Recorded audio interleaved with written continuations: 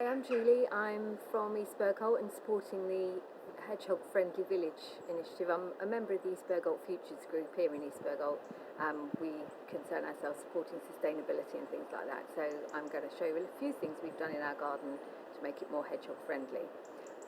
Firstly, I want to show you this pond. Lots of people have ponds in their garden. It used to be a lot more formal than this, which makes it difficult for hedgehogs potentially to climb out if they fall in. Also, it's very difficult for them to actually drink if the water level is too low beyond the brick margin. So we've allowed one end of the pond to turn into a bog, basically, with lots of marginal plants.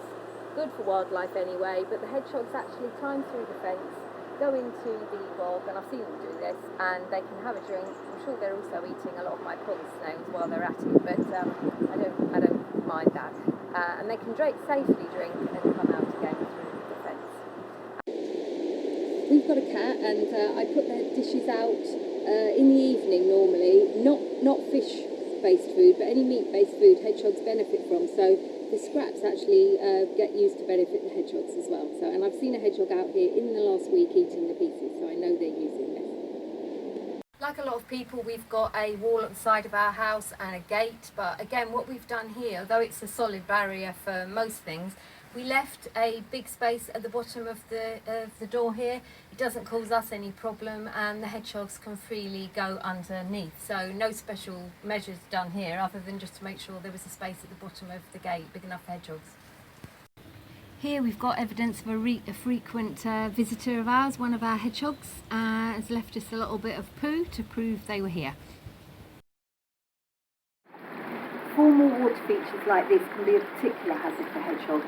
They can fall into the water, and because of the overhangs and the lip, they cannot get out. So when we had this one designed, we made sure that the spillways were very shallow here, and it's turned off overnight anyway, and they can easily climb out at this side. This bottom pool, however, was quite a problem because, again, you've got a big dip there and a lip, really a death trap for hedgehogs. So what my husband cleverly did was build this series of steps, which we think has retained the formal look of the feature, but also allows the hedgehogs to climb out at whatever level the water reached. I mean, hopefully they don't fall in the first place, but if they do, it would have been a death trap for them otherwise. When? This is the typical sort of garden fence I'm sure a lot of us have got. Boarding and a concrete base, and of course what we've actually created is an impenetrable prison. Hedgehogs can't get in, and if they get in they can't get out. So what we've done here is have, in fact we had the fencing contract to do this when they installed it, which they were happy to do.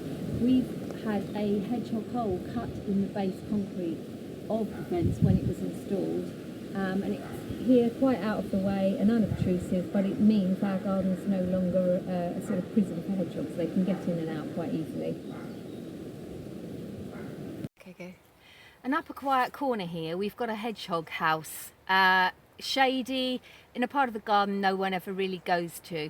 And I've no idea if there's an inhabitant in there at the moment, but in previous years we have had hedgehogs living and overwintering in these sorts of structures. Very simply made, all with homemade bits and pieces. You can get lots of information about how to do it online.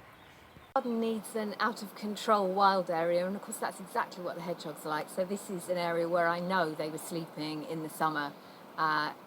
It's impenetrable thicket, there's brambles and things over there, and they like to scatter along the back margin by the fence because I've heard them doing it in the evening.